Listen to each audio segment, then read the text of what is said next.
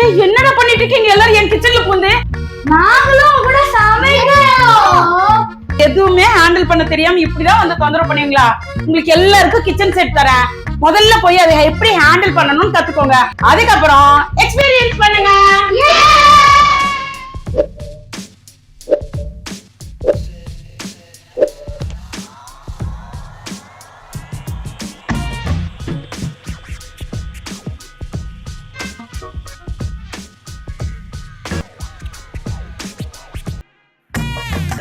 அவார்டா கொடுக்குறாங்க, இப்படி ஆக்ட் பண்றியா?